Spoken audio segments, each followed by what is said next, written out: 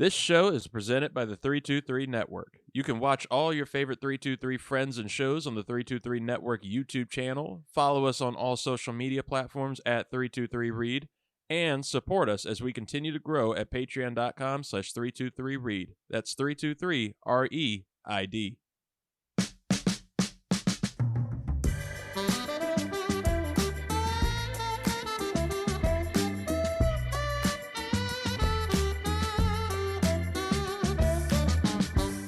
Ladies and gentlemen, welcome to the 323. I am your host, Reed Murphy, and thank you for joining as always.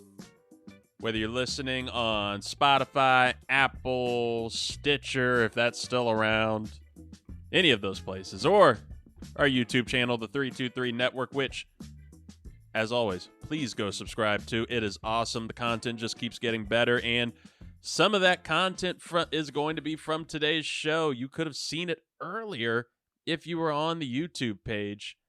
It's an awesome interview that we have coming up a little bit later in the show with Jerome Wilson of DCB MMA, Fredericksburg, Virginia. He's not just an awesome trainer and fighter.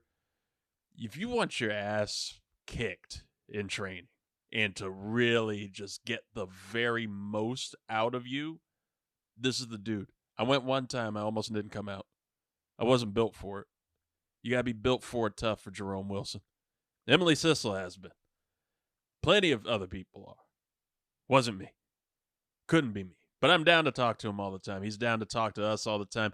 And he's a fantastic interview. We talk about the upcoming huge fight this week between Francis Ngannou and Tyson Fury. Huge heavyweight match. Crossover fight. Ngannou, formerly of the UFC. We also talk about plenty of other stuff in combat sports. The impact of influencer boxing, the Paul brothers and KSI, all that prime shit, entering into boxing and how it may actually be saving the sport. You talk plenty about the UFC. We talk plenty about what it's like to be a fighter and the pain that comes from the potential fame or seeking out fame. All according, just great insight from Jerome. It's a great, hilarious chat. We, of course, will be talking to him plenty. This is the first of many times. So that's coming up a little bit later. But before that, we do have some news to know.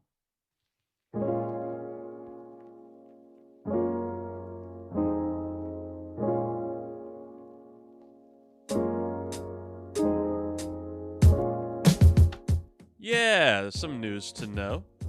NFL Week 7 just got finished. So let's get through that before, our Ricks versus Gricks Fridays. Little Halloween edition this week. Got to go check that one out. But this past week, it was a really topsy-turvy week in the NFL. It's football. It was pure football. Any given Sunday, you don't know what's going to happen, and that's what happened all week. Starting last Thursday, great matchup between the Jacksonville Jaguars and the New Orleans Saints. Wouldn't have thought that. I mean, Al Michaels certainly didn't. He wasn't into the game at all. I just don't think he's a Jaguars fan at all. But the Jaguars were beating the Saints 24-9. I'm over here editing Ricks versus Gricks. I look up. All of a sudden, it's tied up. Saints gave him a fight. But the Jaguars, Trevor Lawrence, he was questionable coming into the game with a knee injury, but led the team in rushing yards, 59 on 8 carries. He was also 20 of 29 for 204 yards and a touchdown, a big-time throw. Jaguars beat the Saints 31-24. Jaguars are now 5-2 in the AFC South. New Orleans Saints are 3-4 in the NFC South. Headed to Sunday, one of the biggest games of the week. We thought it was going to be a shootout. We thought it was going to be everything. Baltimore Ravens against the Detroit Lions. I don't think the Lions are pretenders, but they lost to the Ravens here 38-6. Again, I don't think the Lions are pretenders. I still think the Lions are a legit team, and this will be good for them, but damn, Baltimore is good. I said it last week. I don't want to pat myself on the back all the time, but I am here by myself, so I can do that. Nobody can stop me. The Baltimore Ravens are healthy now. They're going to be a massive contender if they can continue to stay healthy, if their receivers can continue to make catches, which I think John Harbaugh, their coach, lit into their ass. I think Lamar Jackson did the very same. If they can help them out, all of a sudden, this is one of the best, strongest teams in the league. Baltimore Ravens showed that taking out Detroit in that kind of a manner. Baltimore is now 5-2 in the AFC North. Detroit Lions still strong, 5-2 over in the NFC North. We'll see how they rebound. Now, a game that we didn't think was going to be a shootout, that you don't think is going to be any excitement at all, involves the New England Patriots this year. But the New England Patriots took down the Buffalo Bills 29-25. It's an AFC East rivalry, and it clinches Bill Belichick his 300th win as a head coach. You don't know what to say about it. And we will talk about it plenty on Ricks versus Gricks, but the Bills got to be a little bit of concern there. You have to be concerned with that team. It's not like New England's good. The Bills now are 4-3 in the East. The Patriots are 2-5. Over to the NFC South, the rivalry game we have there, the Atlanta Falcons. They beat the Tampa Bay Buccaneers 16-13. Mike Evans did everything he could for Tampa Bay, but they still couldn't clinch that win.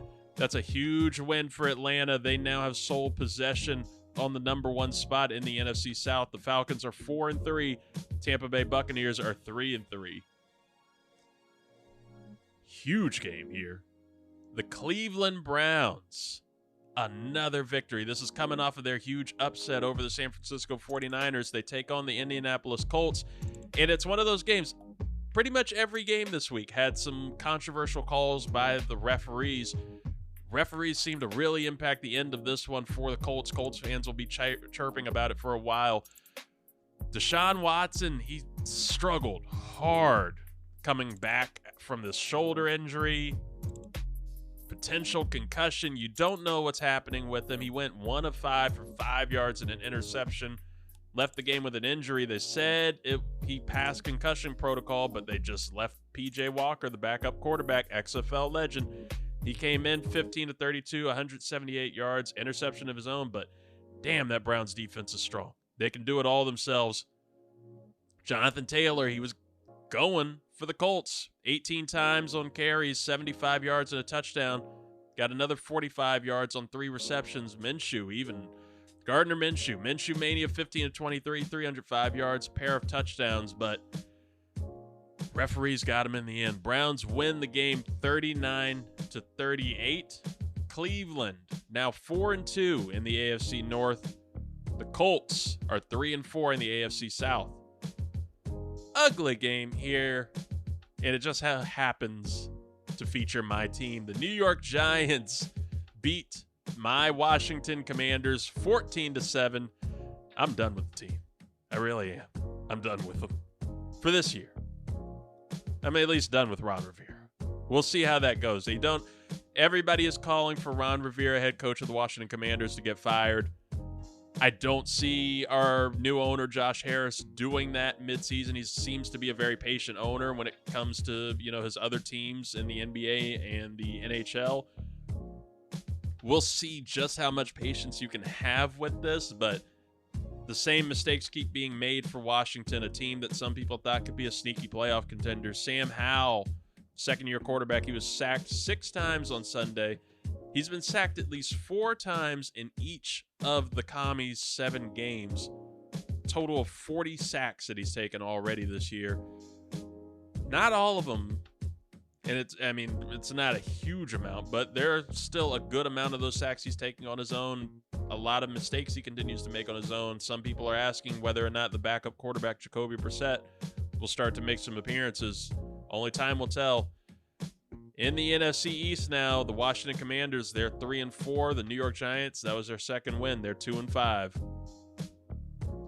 Battle of the backups between Chicago and Las Vegas. And Chicago's backup did all that work. Their undrafted rookie quarterback, Tyler Bagent, we'll call him Tyler Bagent. He led the Bears to beat the Raiders 30-12. Raiders had their older veteran backup, Brian Hoyer. Haven't seen that name in a while.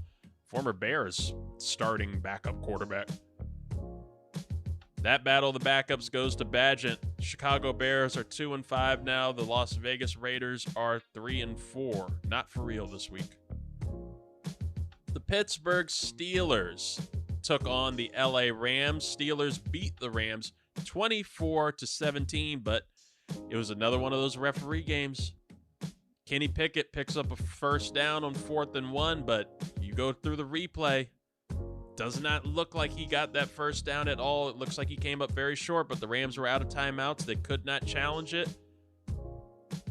Referees give the win to Steelers. Pittsburgh now over in the AFC North. They are 4-2. The LA Rams, they fall to 3-4. Staying in the NFC West, a rivalry game there. The Seattle Seahawks, they beat the Arizona Cardinals 20-10.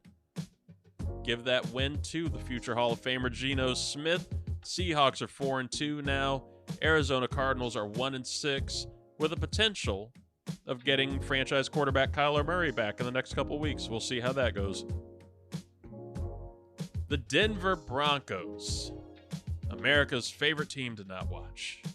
They beat the Green Bay Packers 19-17. You know how much of a game this isn't one that you want to watch? Could have phrased that better. You know how badly you don't want to watch Denver? Is that this is the first time I've seen that score. I didn't know Denver won. Good for them. Denver, they are now 2-5. Green Bay, woof. They are 2-4. Some questions to be had there in this post-Aaron Rodgers era for the Packers. Afternoon game, we had the Kansas City Chiefs. They beat the LA Chargers 31-17. That game felt a lot closer than it probably was. Taylor Swift, another appearance. And with her there, good Lord, Patrick Mahomes, Travis Kelce, they are unstoppable. That team, you cannot stop Mahomes. He's the most elite of the elite. The Chiefs now, as always with Patrick Mahomes, are 6-1. Just 6-1 casually. LA Chargers, they fall to 2-4. Sunday Night Football, it was the matchup of the week, and it lived up to it. Score, a little far apart, but it felt close the entire game. The Philadelphia Eagles, they beat the Miami Dolphins 31-17. That Eagles defense is just tough, man. It was the first matchup between Tua Tagovailoa and Jalen Hurts since their time at Alabama together. And the Eagles, look, as much talent as there is, offense and defense, the only thing people can ever seem to talk about is that stupid-ass tush-push play. And as much as I hate it, you can't deny how effective of a cheat code it is. It's one of the most effective cheat codes the NFL has seen in years. Eagles, they went 4 for 4 with the tush play on Sunday night, and they have been 41-44 since the start of last season when they use it to get a first down with 1 yard or less to go. For reference on that, the Bills and the Bears are the next closest teams with 11 successful conversions over the same span. This according to ESPN Stats and Info. The Eagles have converted 41 first downs with that stupid tush push or the brotherly shove. I think the brotherly shove is worse than the tush push.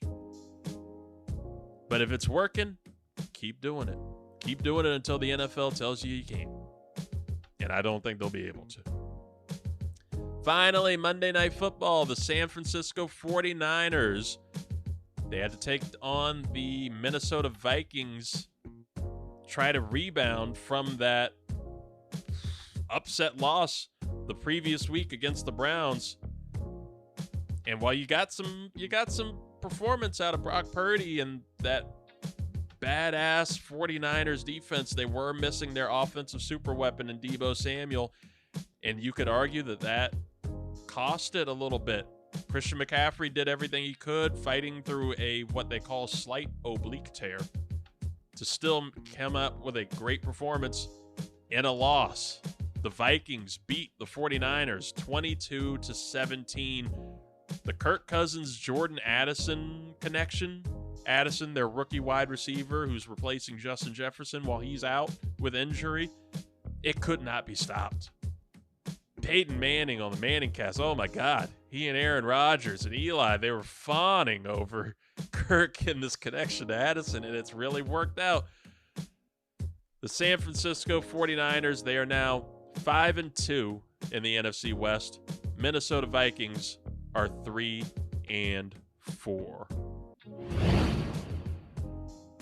Third, and drives one the other way, down the line, and it's Ferry's got another! He does! Adolis Garcia owning October! It's the most exciting thing that you can ask for in sports. A playoff Game 7 with a trip to the championship on the line, but with an MVP-level performance by Adolis Garcia. You heard the home run there.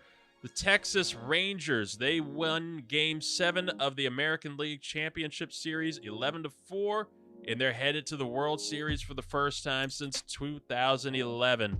The Rangers are the oldest MLB team to never win the Fall Classic, and at 62 seasons, have the second longest active championship drought in the MLB behind the Cleveland Guardians. The Rangers, who just 2 years ago were coming off a 102-loss season, they will host the winner of Tuesday night's National League Championship Series Game 7 between the Philadelphia Phillies and the Arizona Diamondbacks. The NBA is almost back, and just in time, the Milwaukee Bucks are giving their superstar face of the franchise a new contract. Two-time MVP Giannis Antetokounmpo agreed on Monday to a 3-year, $186 million extension. $62 million a year, oh my God. And commits the star to the franchise through the duration of recently traded for star guard Damian Lillard's contract, and ends the admittedly fun speculation of the Greek Freak entering free agency in 2025. Rest in peace, Wizards hopes.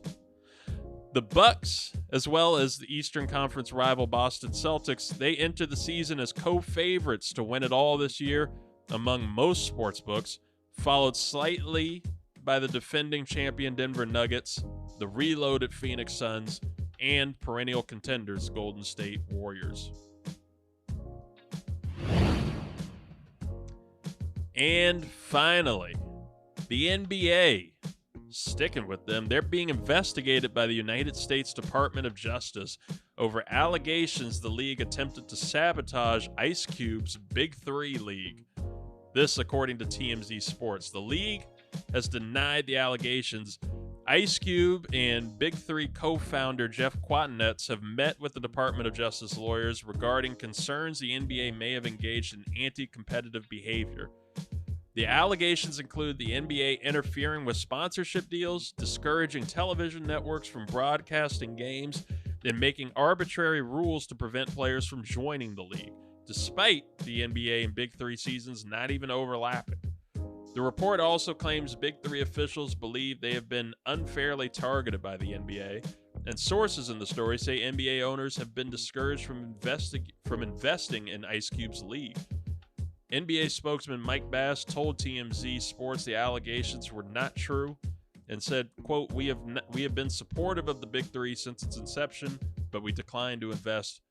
The NBA would face a substantial fine if found guilty. It's kind of crazy because 3-on-3 basketball is pretty much the most popular form of street basketball now. You would think the NBA would want some type of investment in this, especially for players that are starting to come to the end of the road or retired and wanted to do a little more and make that transition from star player to retirement a little easier. And it's Ice Cube. You don't want to party with Ice Cube? We'll see what happens. We will keep you updated on that case. Never good when the DOJ gets involved. All right, so Jerome Wilson is a man of many talents. Hey, man. Hey. Pro fighter, comedian. I think you said gospel singer. No. I worked with gospel choir. I did. I actually started a gospel choir. Yeah. Went to seminary school. Okay. Got a master's of divinity. Uh-huh. I'm intelligent. That's true. Hey, got a little bit. A lot with me. Smart, family man. Yes, sir. One of the toughest, best boxing MMA trainers that you're gonna find right here, DCB MMA here in Fredericksburg, Virginia. Jerome, thank you for being on the show. It is a pleasure. Can I shake your hand? Can we do the informant? Yes, all right, yes, sir. When you reach out to me, I said, you know what? This gentleman is amazing. He's absolutely amazing. And I said, listen, why not do his podcast? Because let's do it, man. Because I got some shit to say. I know. This has been the one I've been wanting for 3 years. Yeah, I know. I told you when you hit me up. I got shit to say. So we're gonna say some shit today. So let's say it. Well, we're gonna get into it yes, because sir. I want to start on the boxing side. Yes, sir. The first thing we ever talked about on the show was the state of boxing. Yeah. And we were getting into celebrity boxing and all that, but it feels like the sport as a mainstay has come back really strong, especially in the heavyweight field and everything. So I want to ask you about the most recent cards and fighters that we've had. Spence Crawford was one of the biggest. You know what? I'll take it back a little bit further. I think the fight that really got things relevant to boxing again was actually the exhibition with Roy Jones and Mike Tyson. That's true. I think that interest, that dream matchup, is what really started. Because that's when I got a lot of young people like, who's Roy Jones? Yeah. Like everyone knew who Mike Tyson was, but I had young men and women coming through the doors asking me, who's Roy Jones Jr.? I'm like, dude, how do you not know this? So I think that started it. Boxing is kind of a finicky thing because it's went through phases. It's no longer is boxing about just being a great fighter. Right. Boxing's about being an undefeated fighter. I always tell young people, Duran, Hagler, they're still legends. They lost, but they're legends. They're still phenomenal talent. So I think that, when you had Roy, Mike show up, they piqued that interest from the exhibition side. But I also think that boxing still is such a difficult place because it's no longer really about being a talented boxer. It's about being an undefeated boxer. And I think that's where the Jake Paul and all this stuff has. And I have a very controversial view of Jake Paul because most men and women in the fight game, when I say this, they're like, "Whoa, come on!" I'm like, but I think Jake Paul is good for boxing. I was going to ask. So I'm glad you brought it up. That's what I wanted to ask was how do you feel about the influence of the influencer boxing? Well, I think Jake Paul. I think most influencers actually absolutely suck ass. Okay, let's be real. So, these other cats, they suck ass. They got all these celebrity boxing leagues. They're just people pretending. It's almost like when athletes wanted to be rappers in the early 2000s. All these athletes wanted to rap. Leave rapping alone. You can't rap. So all these influencers, that's cool. You put them in the ring. But Jake Paul is an anomaly because the kid doesn't get the credit he deserves. I always tell people, he's been in the gym. Every one of his fights, from amateur, he's considered amateur up, has been in front of thousands. Most of us have not had that story. We started off in the backwoods, in a small little USA boxing tournament or a little small Muay Thai match. This dude has been on prime TV since his very first fight, and he's produced. Now, whether you like him, that's a different story. But you tell me how his story is any different than an undiscovered talent who's 10-0. It's the same shit. So he's just deciding to fight MMA fighters who need to learn how to box. That's a whole other topic. So I like Jake Paul. Here's where I am with it, though.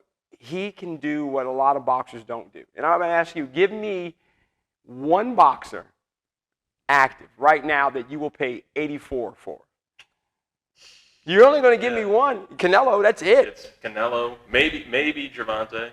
Okay, I can see Tank because Tank can sell a fight.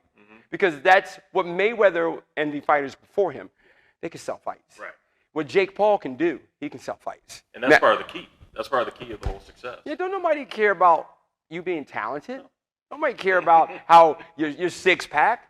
It's can you get in there and make me want to pay for fight? Because look, it's not you dudes buying fights. Y'all motherfuckers are cheap as shit. You guys go to Buffalo Wild Wing or these little bars and watch a fight because you cheap-ass bastards. I know you motherfuckers. So these fighters have to make the moms, the aunts, the grandfathers, the granddads. They have to make the kids want to see these fights.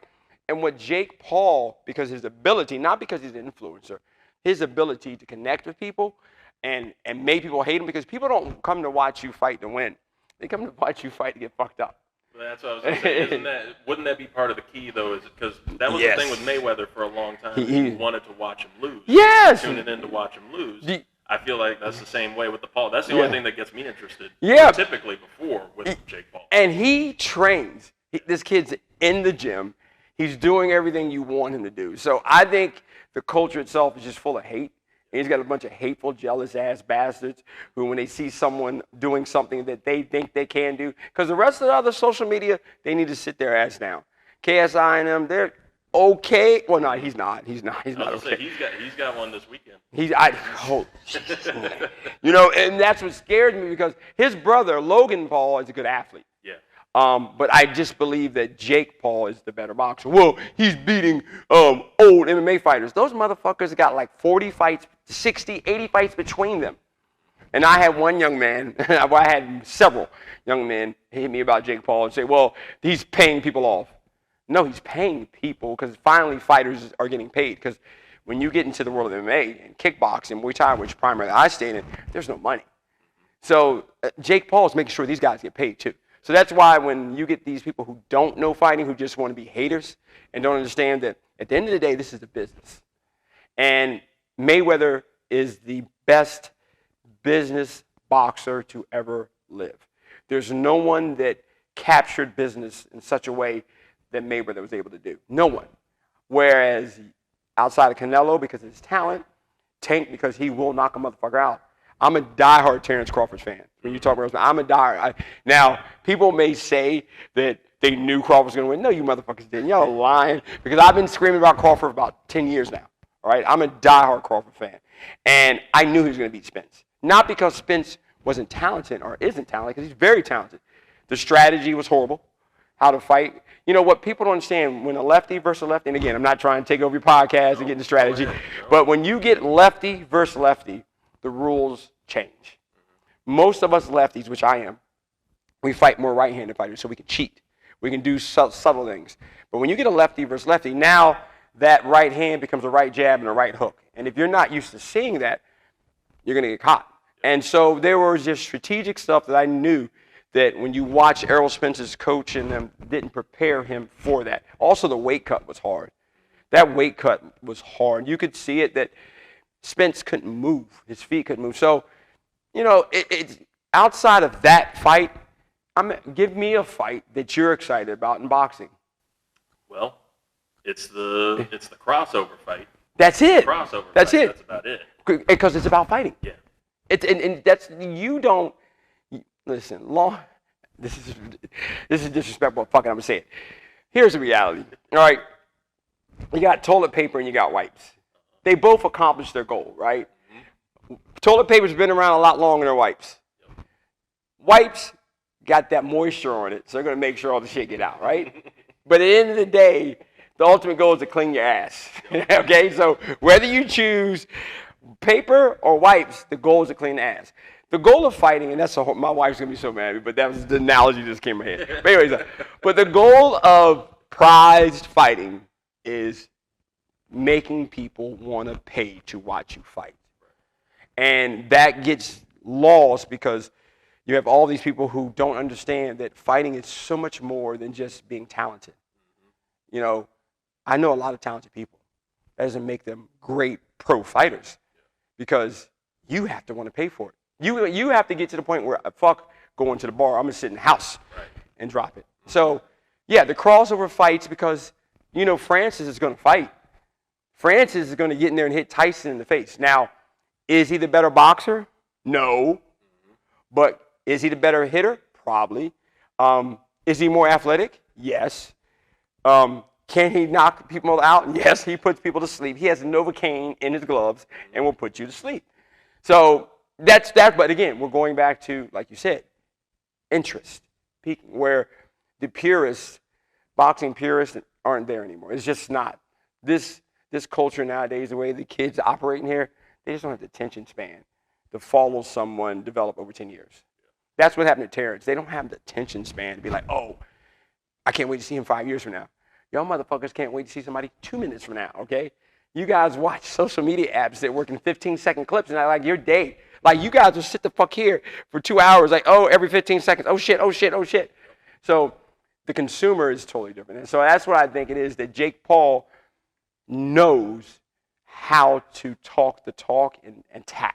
And he makes himself a bad guy. And as long as you're the bad guy, look, people are going to they're going to root for you. Right. And so I'm a fan of Jake Paul. But again, I'm on the outside. Most pro fighters and coaches, they're like, boom, let that shit go. When I was in Thailand on that TV show, and then Logan Paul was fighting Mayweather, I was like, this is great for boxing. No, it's not. It is, because at least people are paying to watch these kids fight. So yeah, I'm all about the crossover, and I'm gonna go on record. And I think Tyson Fury made a big mistake accepting this fight. That's why I wanted to get into. That's why. Because this I'm really looking forward to. Yeah. Francis Ngannou. Yeah, he's young. Yeah. He's still fresh, and he's African. Yeah. He's really African. So he's bringing the motherland with him. You know what I'm saying? When he throws his punches, he's throwing African punches. You know what I'm saying?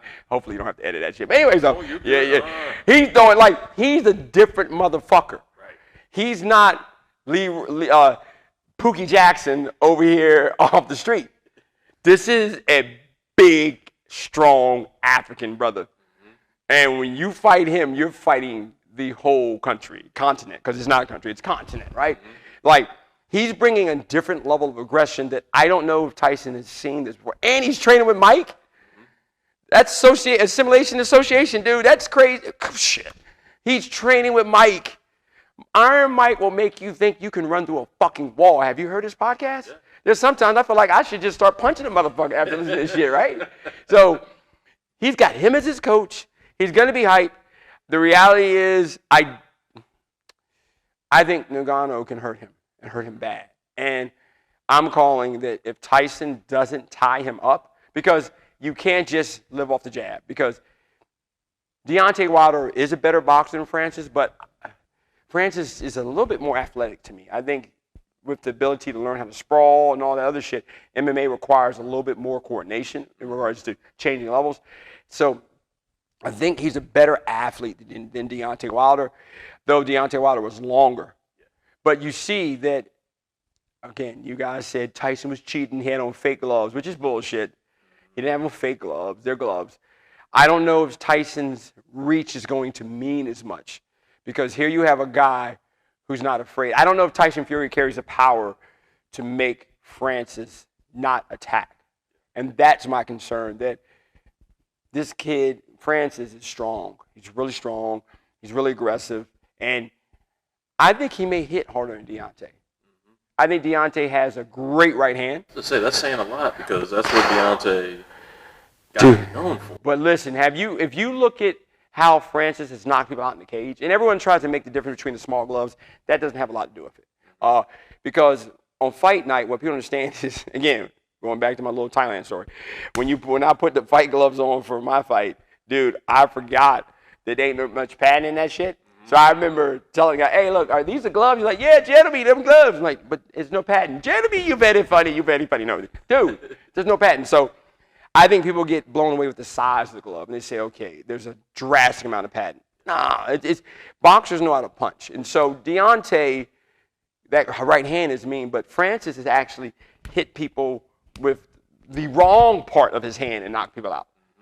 Just go look at his fights. You see him, he's hitting people with the wrong part of the hand he's knocking. So if Dewey Cooper and Mike Tyson can just get him to hit with the right part of his hand, Tyson is going to feel some pain. And that's the difference, where you see and look how big he is. Yeah. That's a big motherfucker. That motherfucker looks like he's just big. And I don't want to get into racist tropes, but you know, racist stereotypes and shit. But dude, I mean, racist tropes, that's it, or stereotypes. But that's a big silverback motherfucker. Yeah. That motherfucker is big. got that going against the Yeah. And Tyson Fury looks like me 6 months ago when I let my body go. I mean, he looks like the meat that Rocky's. Yeah, he's got a granddad and a dad bod. He's just a mass of fucking flesh. And imagining and he's like put on morph mass. And I'm like, dude, you think that's I don't know if he's going for the blubber thing where I'm gonna absorb like an X-Men, the Blob. I'm gonna absorb shots. So if that's his strategy, good luck. So I say if it doesn't go past, I'm gonna say Francis, he's got to catch him in 4. Yeah. Because if it gets past 4, he's in trouble. So what's gonna make it a lot of, well, not a lot, but we've seen a good chunk of MMA, boxing crossovers, either with Pauls. I mean, most famous is McGregor, Mayweather. The switch up from MMA to boxing. What's going to make it different? See, that's because Mike and them aren't trying to teach him how to box. I think the mistake that a lot of MMA fighters do, and I've heard another analyst, Sean Porter, was talking about, he was 100% right. I think that a lot of MMA fighters and kickboxers, when they go into boxing, they try to be a boxer. You're not a boxer. You know, it's just different. The way kickboxing and MMA and Muay Thai throws the hook, for example, is if I turn my front foot at an angle and throw a hook, there's a possibility I can get kicked in my knee, or there's a possibility I give up an easy single leg. So even just in how we have to teach them to throw a hook is going to be a lot different. So kickboxers and Muay Thai and MMA, they have to be a little bit more aggressive, and they need to be not try to box or throw punches from angles that boxers don't see. See, I'm fortunate that when I started off doing Muay Thai, when I first started, I was a Muay Thai guy. But I ended up leaving my first coach and going to another gym, Virginia Karate Club. Shout out to Virginia Karate Club. It's shut down, but hey, they taught me everything I know. They laid the foundation because they were primarily karate/American-style kickboxing and boxing gym. That's where I learned how to box. And there were moments where, you know, all we did was box. So I'm one of the few strikers who can say, I can legitimately box. I know kickboxing and Muay Thai. Anything standing, I can do. And so when I work with these pro boxers and pro MMA fighters, there are difference how I hold pads. There's difference for the combination they're called because, again, if someone wants to take you down, you can't really sit down on that uppercut because they're going to change levels and they're not worried about you finishing the uppercut. Whereas in boxing, you can really sit down on a lot of shit. So that's the problem that a lot of MMA fighters and kickboxers, they jump in there. Let me correct it. Because some kickboxing can do decent with boxing. But it's hard because the angles of what happens and the leverage is different. And so that's the problem where you'll see Jake Paul outbox Anderson Silva. I think if Anderson was that fight had taken place 6-7 years ago, Anderson still would outbox him. But his feet weren't fast enough. And that's the difference too. The feet, the footwork for boxing. Have you ever seen boxers jump rope versus Muay Thai and kickboxing and wrestlers? I haven't seen the difference. It's a difference. You'll see Muay Thai and kickboxers, boom, steady. A lot of Muay Thai uses a weighted rope, so steady, pop, pop, pop. We're boxing because it's about that anaerobic versus aerobic change. So that's the struggle that a lot of MMA fighters have. They try to be a boxer. Just fucking fight. Because at the end of the day, I think Francis is the better fighter. I think Tyson is the better boxer. And fighters have a 4 to 6 round window. They better get him quick. Because if you don't, the skill of the boxer will slow the match down, a la Mayweather versus McGregor. Yep. Mayweather slowed that motherfucker down because you can't discredit what McGregor did. He had some moments those first 2 to 3 rounds. You can say what the fuck you want to say, but he did. But what Mayweather did was just made adjustments. And that's when he said, okay, let me go ahead and show you why this is my sport. So I think that's what it boils down to. Can Tyson and that blubber make that adjustment? And can Francis touch him? If Francis touches him, it's night-night. It's almost like a bunch of obese people at a Golden Corral. Them wings in trouble, motherfucker. I'm telling you that much. That's right. I said obese. I don't give a fuck. I said obese. I didn't say anything else disrespectful. I said obese. Science. Yes. It's the science. All right. I'm sorry. With Ngannou, at his height, I mean, when his last fight in the UFC, arguably I mean, he was being argued as the best in there. He was a moneymaker because people were tuning in. I was tuning in to watch his fights. Then he leaves for boxing. He leaves on top for boxing. And you can say it could be for a challenge. It could be, he left for money. Whatever. It's for money. Money. He had to get paid. I don't blame his ass. I mean, do you see this happening more? Yeah. Because the UFC has had this issue for years when it comes to paying the fighters. It's tough. Okay, again, I don't deal with emotions. I'm not, that's, my wife gets so angry sometimes because at times I'm emotionless because in fighting you can't have emotions. It's got to be matter of fact, right? So I understand both sides. I understand Dana and UFC, they are fucking branding geniuses, okay? They can take people and make them household names, and they're not even relevant yet. I mean, I think Bo Nichols has talents. I think he's an up-and-coming, but he still hasn't proven himself yet, but people are already looking at him to be the next. They kind of did that with Chris Weidman. That's why when he got to Anderson, he actually already had a buzz. Now, I'm not saying that Chris wasn't good. He's good. But he had a strong buzz to where people are like, dude, but that's partly because the UFC branding marketing machine is a fucking genius. So I understand their right to make the money and own the money. My issue is these MMA fighters and kickboxing and Muay Thai, they don't spread the money. Part of it is, at the end of the day, you give me, with the exception of McGregor, and now Francis is going, once John Jones retires, who is going to watch pay-per-view UFC? That's again, it goes back to, from Dana's point of view and UFC's point of view, we're a viable business. At the end of the day, it's the bottom line. I don't give a fuck that you got you're a 12th degree black belt in jiu-jitsu. That doesn't fucking matter. Can you sell? You know, that's the struggle because they have, but then the other side, the young men and women are taking the risk. Yeah. And I'm 25 years in March. It'll be 25 years in this game. And I've been blessed to be functional still. I can still fight at a high level, to still be able to respond. And I'm getting hit a lot. So I'm on the other side where I learned the business side early on. So I said, okay, listen, I learned how to personal train. I learned how to hold pads. I can't fight forever. So I learned the business side where a lot of these young people don't really know that side.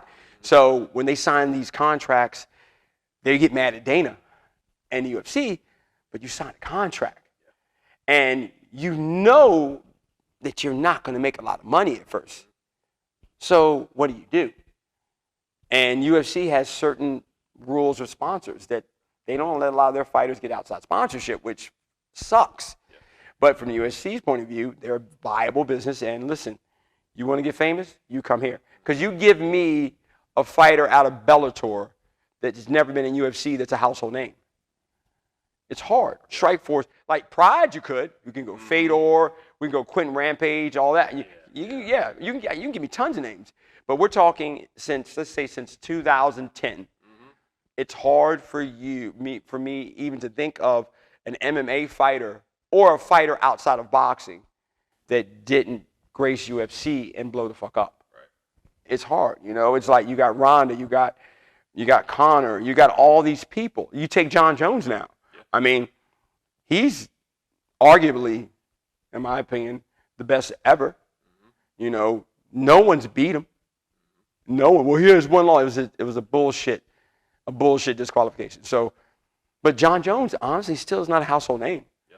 He's a household name for some dumb shit he got caught up in or mistakes he made. But give me somebody that's a household name, and that's what UFC does. And that's the tough part, man, with these kids where they don't understand the business side and they get angry. So if I were going into UFC, I would do one fight deals. Yeah. That's it. Because I want to keep myself open for Bellator. I wouldn't want to keep myself open for one. I want to keep, but UFC, Dana does such a fucking great job. Listen, we're the hot chick here. Yeah. We got the goods. They're chopped liver. They're nothing. You want to fight? You want to become a household name? Come to us. So I mean, it's tough, man. He's a master salesman, and they kind of follow almost the NFL model. Yeah, I agree. To like a colder, not a colder. No, but you're right. To a business extent. No, you know what it is. You know what it is. Here's the truth, and this can summarize the whole podcast. Mm-hmm.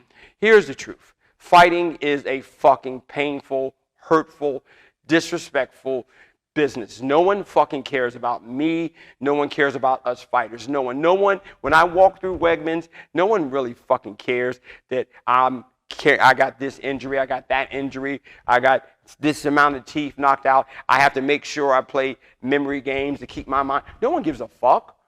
No one cares about you as a fighter. These young people are delusional. They think that people care. They don't. They don't give a fuck. You're entertainment. All we are gladiators. We're just legalized.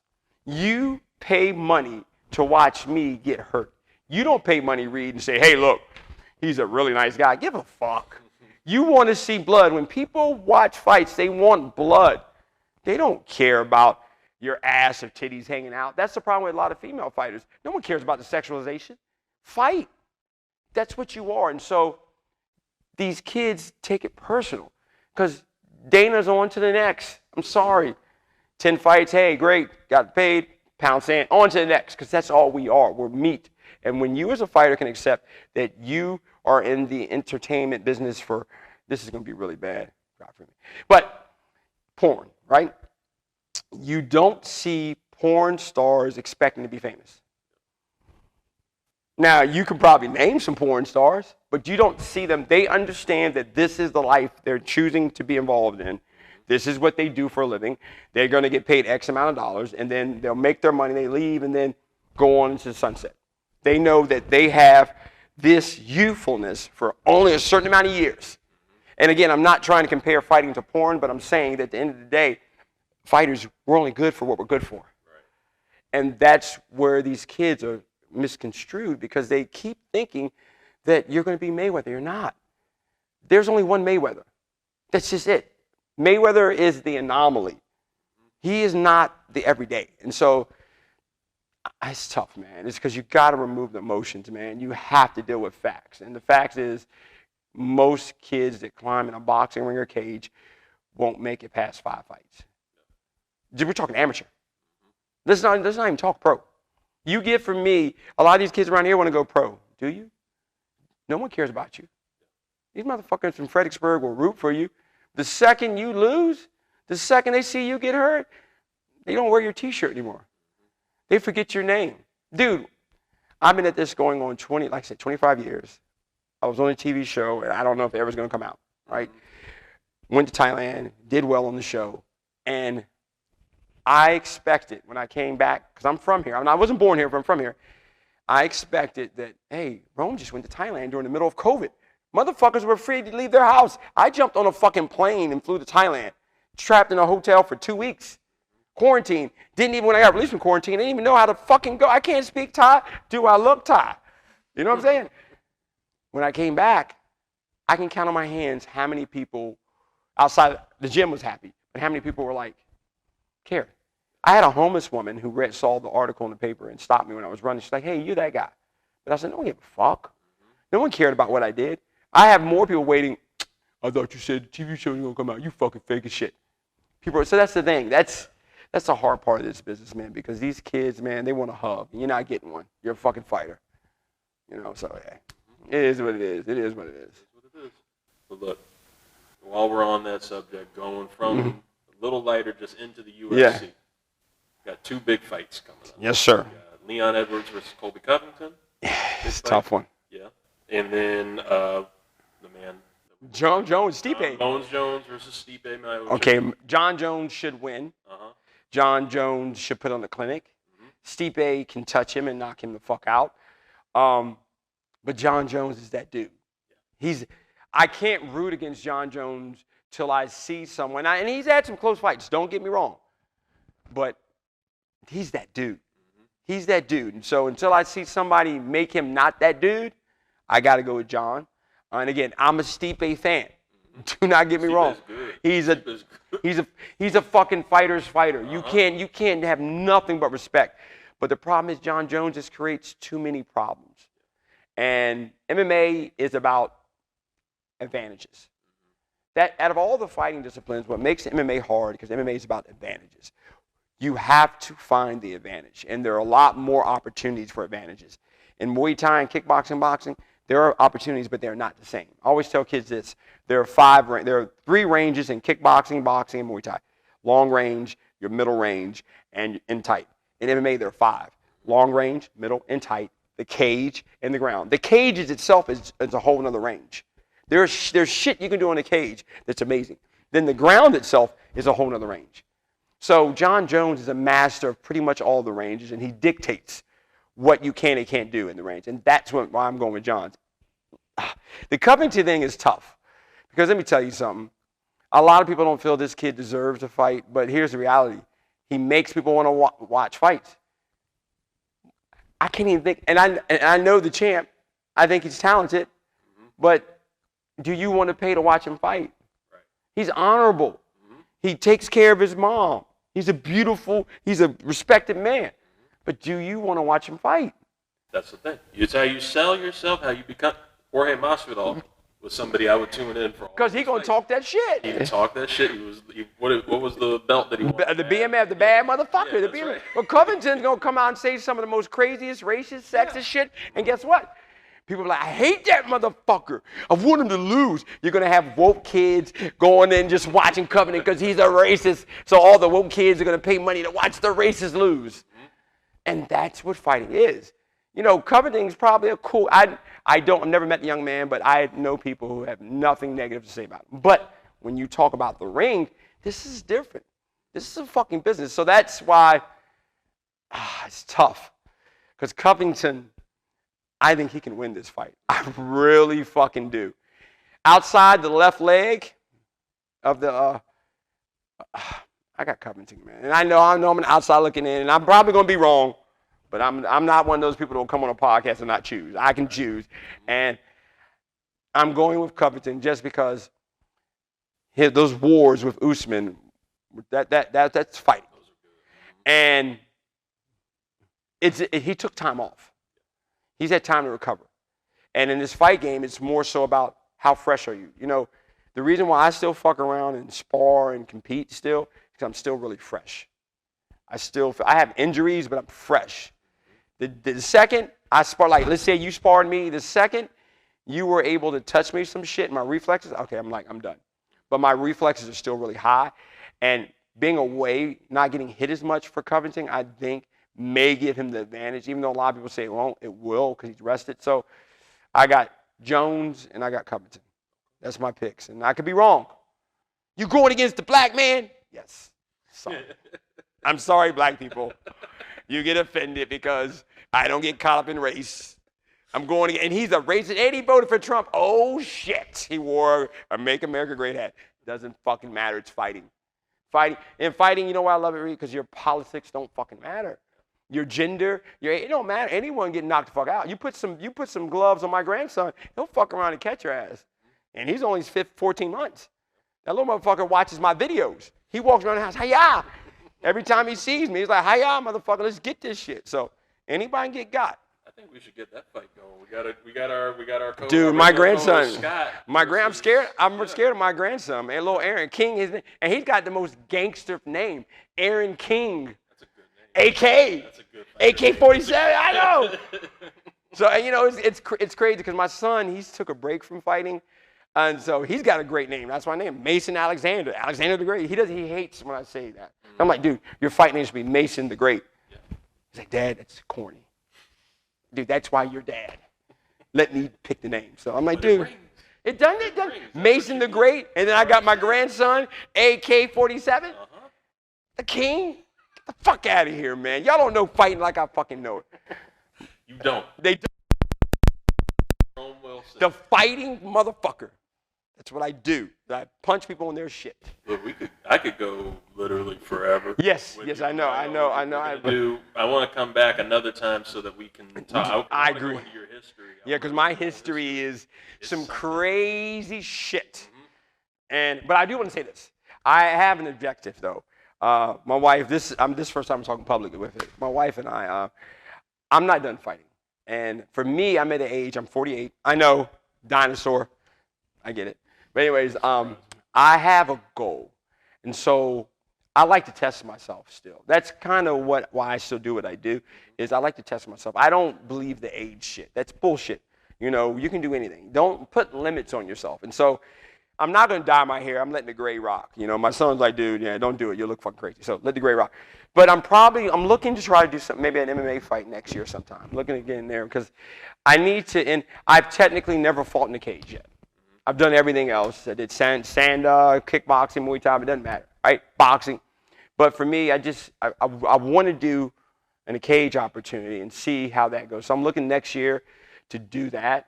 And then if we get fucked up, it is what it is. But for me, it's competition. For me, it's, can I still do it?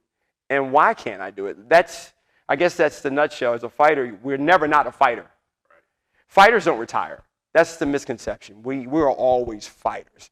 You can be, God bless Muhammad Ali's soul. You saw him as the disease progressed. We're always fighters. So you don't turn it off. It's always on. And so for me, my body still feels really good. So since my body feels good, fuck it, let's see what I can do. Whereas for most people who don't really fight, you think that I don't think you're chosen. I don't think you choose to fight. I think it just is what it is.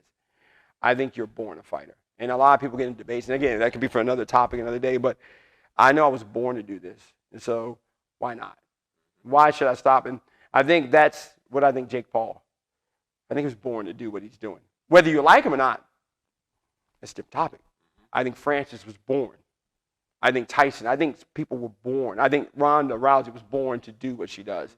I don't think that what they can do is easily duplicated because it has to be in you. So for me, that's my goal. I'm born to do it. I'm still going to do it until the wheels fall off. I'm in a wheelchair rolling the fuck around, and my grandson rolls me over the cliff and says, "Motherfucker, it's over."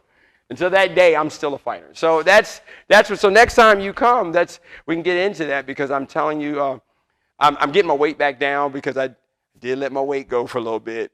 You know, I did eat some snacks, some gummy bears. I didn't go to Golden Corral with the obese people though, but I did eat some snacks though. So next time you come, we'll make it happen. All right, hey brother, it was an honor. Thank you for anytime you need me to talk, you call me. That's right. I'll be on your shit. DCB MMA. We're here. And KSI today, I had to slide in my fraternity, sorry. I had to rep it. Got to always slide to KSI, baby. But anyways, yes, sir, Reed. Anytime you need me, I'm here, brother. Yes, sir. All right, be safe, man. Appreciate you. Yes, sir. Take care. All right.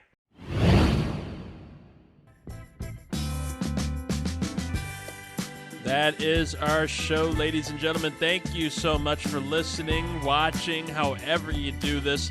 Thank you for doing it. Again, subscribe to the show on the 323 Network YouTube channel. You can find our interview with Jerome Wilson, DCB MMA, of course, at DCB MMA. Such easy letters. That is on Instagram. You can find them on their website too. Search up DCB MMA. Go there. If you're in the Fredericksburg area, check them out. Get a workout in with Jerome and Tanya. They are the very best. And we will be talking to them very soon. Again, but check us out on YouTube. It's so awesome. And if you want to help us continue to grow, support the show, patreon.com/323read. We will be having some fun stuff coming up for you over the next week. Ricks vs. Gricks, obviously, the Halloween edition, but might even get a little bit of Griffin Woolbert in the next week or so with some little Halloween trivia fun, little bonus show that we'll throw out there. But you got to go to the 323 Network on YouTube to really find that out. And, of course, it's halfway through the NFL season, so we got to revisit the Red Solo Cup of Destiny. You'll find it all as you continue to listen to the show. Thank you all again so much for being here at 323Read, all social media. We will talk to you later, folks. Stay safe.